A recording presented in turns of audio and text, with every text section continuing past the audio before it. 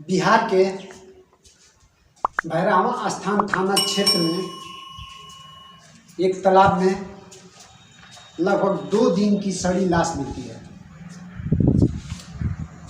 जब वहाँ पे लाश मिलती है तो धीरे धीरे वहाँ पे लोग इकट्ठा हो जाते हैं। इकट्ठा होने के बाद पुलिस स्टेशन में फ़ोन करते हैं और पुलिस आती है और शव को कब्जे में लेती है। और शव को कब्जे में लेने के बाद जांच पड़ताल शुरू कर देती है कि आखिर ये शख्स कौन है, कहाँ का रहने वाला है, यह तालाब में कैसे पहुँचा, इसकी सारी डिटेल्स पुलिस निकालने में जुटती है। और जब उसे डिटेल्स मिलता है तो काफ़ी चौंका देने वाला खुलासा होता है। जो भी लोग इस खबर को देखते हैं, जो भी लोग इस खबर को सुनते हैं और जानते हैं, सबके रोंगटे खड़े हो जाते हैं। नमस्कार दोस्तों, मैं सत्येंद्र निषाद आपको जो ये कहानी बता रहा हूँ, जो ये कहानी सुना रहा हूँ, ये कहानी है भारत की बिहार राज्य की। बिहार में एक ज़िला है मुजफ्फरपुर ज़िले के अंदर एक थाना है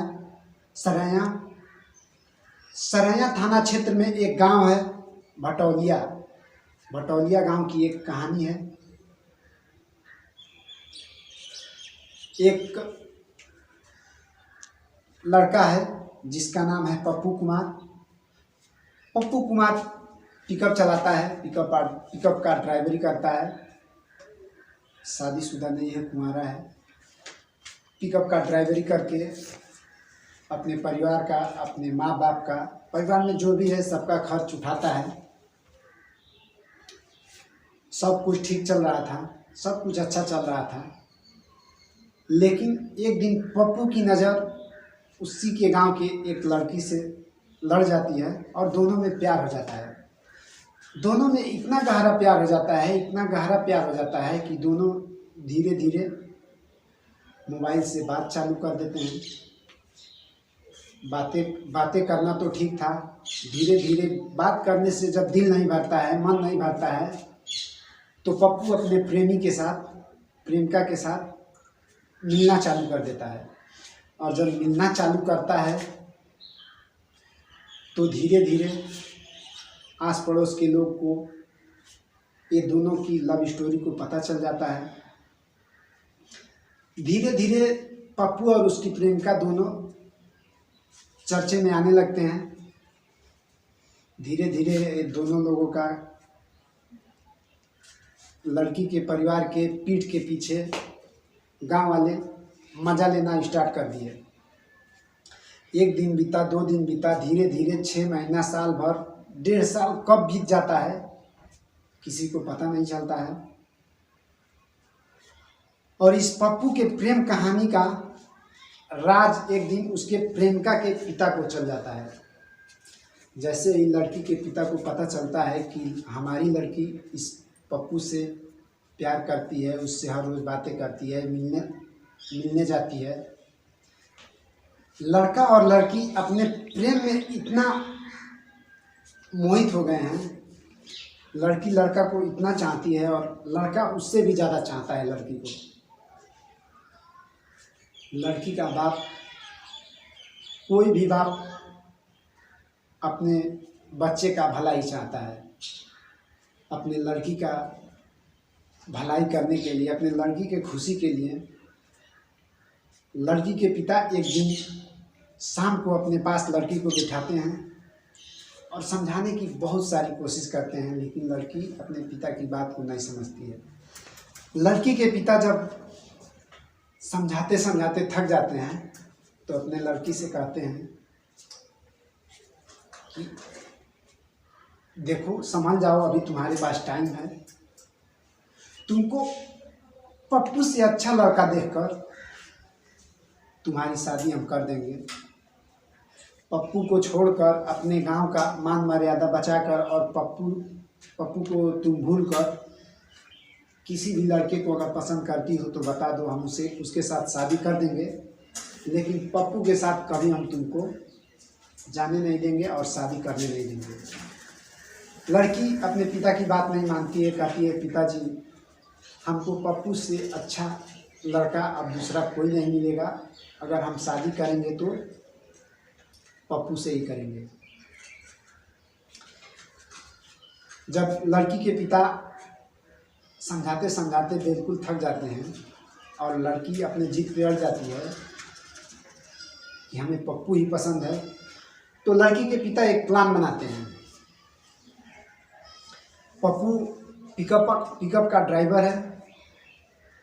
पप्पू के पास फ़ोन करते हैं, गांव का मैटर है, पप्पू को मालूम नहीं है कि उसके साथ क्या होने वाला है। पप्पू के पास फ़ोन करते हैं और उसको कहते हैं कि मुझे आज तुम्हारे गाड़ी की ज़रूरत है, तुम्हारा पूरे दिन का जो भी खर्च है, जो भी चार्ज है मैं दूंगा, और तुम अपना पिकअप लेकर आओ। हमें तुम्हारे पिकअप को लेकर जाना है जिला मधुबनी। मधुबनी से मुजफ्फरपुर का दूरी लगभग 95 से 100 किलोमीटर है। पप्पू अपने पिकअप का भाड़ा बताता है। लड़की के बाप खुशी खुशी राजी हो जाता है, कहता है कि ठीक है, कोई दिक्कत नहीं है, तुम आओ, हम तुम्हारी गाड़ी को लेकर चलेंगे। पप्पू अपने पिकअप को लड़की के अपने प्रेमी के घर लेकर आता है। वहाँ से पिकअप में लड़की के पिता और लड़की के पिता के 3-4 दोस्त उस गाड़ी में बैठ जाते हैं और बैठकर मधुबनी के लिए रवाना हो जाते हैं। मधुबनी जाने से पहले बीच रास्ते में पप्पू अपना पिकअप चला रहा है। पुल परास के रास्ते में पप्पू के गले में रस्सी लगाकर और लड़की के पिता और उनके चारों दोस्त गले में रस्सी लगाकर और मार देते हैं। गाड़ी साइड में खड़ी हो जाती है।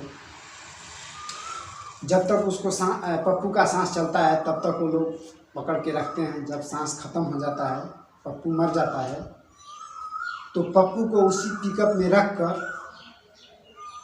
और वहाँ से ये लोग लेकर आ जाते हैं मधुबनी ज़िला में। मधुबनी ज़िला और थाना है भैरवा स्थान। भैरवा स्थान थाना क्षेत्र के तालाब में ले जाकर पप्पू को फेंक देते हैं और वहाँ फेंकने के बाद चले आते हैं खुटौना थाना क्षेत्र में। पप्पू के पिकअप को 2,25,000 रुपये में लड़की के पिता बेचकर और वापस घर 18 मई 2022 वापस आ जाते हैं मुजफ्फरपुर ज़िला, यानी कि अपने घर। 19 मई 20 मई 2 दिन पप्पू की लाश पानी में पड़ी रहती है। जैसे ही 48 घंटा से ज़्यादा होता है तो बॉडी सड़ के और पानी से ऊपर आ जाती है। पानी से जब ऊपर आती है 21 मई को सुबह सुबह वहाँ पे जब लोग अपने स्वच्छ के लिए जाते हैं तो वहाँ पे मरे हुए आदमी का जब बॉडी देखते हैं, लाश देखते हैं, तो आदमी वहाँ पे चौंक जाते हैं और पूरा शोर मचा देते हैं। मुजफ्फरपुर थाना क्षेत्र भैरवा स्थान, उस हल्के में जितने भी आस पड़ोस के गांव हैं, गांव के सभी लोग आते हैं और इस बॉडी को शिनाख्त करते हैं, लेकिन उस मृतक की पहचान नहीं हो पाती है। उसके बाद से वहाँ पे इकट्ठे लोग पुलिस स्टेशन में फ़ोन करते हैं, पुलिस आती है और 100 को कब्जे में लेती है। 100 को कब्जे में लेने के बाद और बॉडी को पोस्टमार्टम के लिए भिजवाती है। पोस्टमार्टम के लिए बॉडी चली जाती है और आसपास के थानों में, आसपास के हलके में पुलिस इस 100 का फ़ोटो निकाल कर और चारों तरफ थाने में ईमेल कर देती है कि हमारे हल्के में एक शख्स की बॉडी मिला है और वो भी तालाब में पड़ा हुआ। इधर पप्पू के घर वाले मुजफ्फरपुर जिले में अपने बेटे का मिसिंग केस दर्ज कराते हैं। पप्पू के घर वाले मुजफ्फरपुर जिला थाना सराया 1 दिन चक्कर काटते हैं, 2 दिन काटते हैं, धीरे धीरे 1 हफ्ता भी निकल जाता है। पप्पू के घर वाले काफ़ी परेशान हो जाते हैं, डेली जाते हैं, रोते हैं, गिर जाते हैं कि सर हमारे बच्चे के साथ कुछ गलत ना हो जाए, इससे पहले कि आप लोग हमारे बच्चे से मिलवा दीजिए। पुलिस मुजफ्फरपुर सराया थाना क्षेत्र की पुलिस जब एक्टिव होती है तो जांच पड़ताल करना शुरू करती है और सराया थाना पुलिस की संपर्क मधुबनी थाना भैरावा स्थान से संपर्क करती है। आसपास के इलाकों में जब ईमेल करती है तो भैरावा स्थान थाना में एक लावारिस लाश पड़ी है।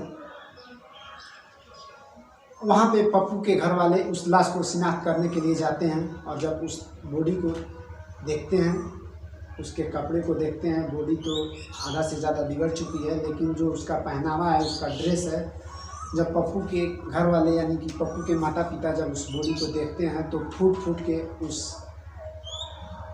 लाश घर में रोने लगते हैं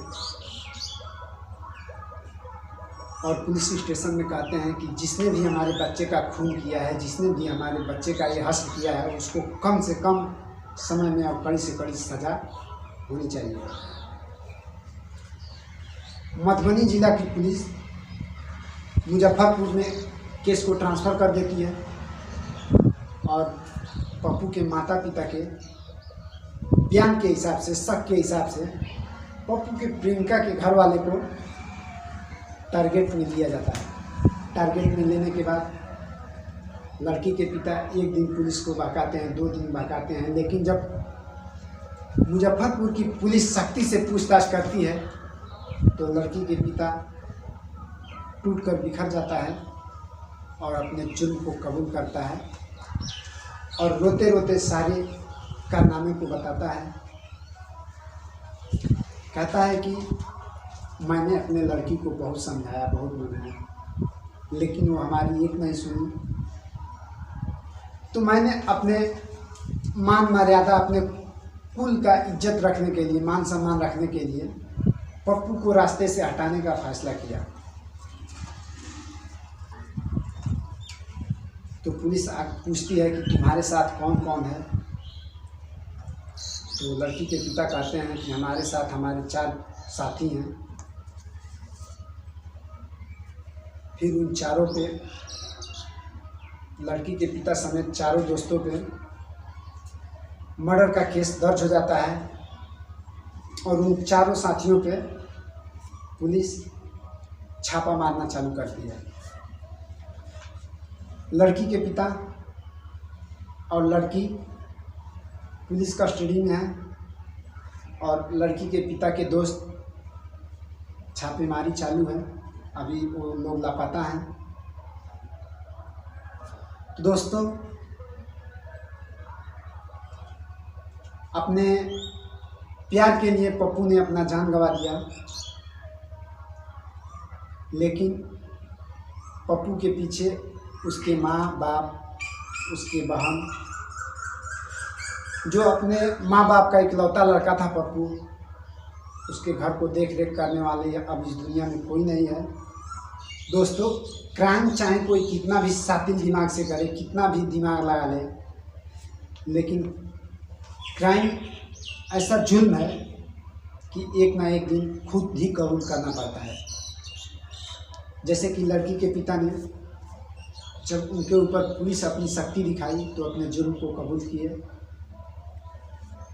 एक लड़की की वजह से लड़की के घर वाले और पप्पू के घर वाले दोनों घर की खुशियां बिखर गई। अगर लड़की ये बात मान जाती, पप्पू को तो पता नहीं था कि हमारे साथ क्या होने वाला है, लेकिन अगर लड़की ये बात मान जाती, अगर अपने प्रेमी से कह देती, तो हो सकता था आज पप्पू भी इस दुनिया में रहता और उस लड़की के सिवा किसी और से अपना घर बसाता। कम से कम अपने खुशी के लिए नहीं, अपने माँ बाप के खुशी के लिए इस दुनिया में रहता और किसी और के साथ घर बसाता। लेकिन दोस्तों, जो होने वाला है वो तो होके ही रहेगा। तो दोस्तों, मेरा ये कहानी सुनाने का उद्देश्य किसी के दिल पे ठेस पहुंचाने का नहीं, किसी को तकलीफ देने का नहीं। मेरा ये कहानी सुनाने का उद्देश्य है आप जहाँ भी रहें, जैसे भी रहें, हमेशा खुश रहें, मुस्कुराते रहें, सचेत रहें और अपने परिवार का ख्याल रखें। मैं फिर मिलूँगा आपसे एक अगले एपिसोड के साथ, सच्ची और दिल दहला देने वाली घटना के साथ। तब तक मैं आपसे जुदा लेना चाहूँगा। जय हिंद।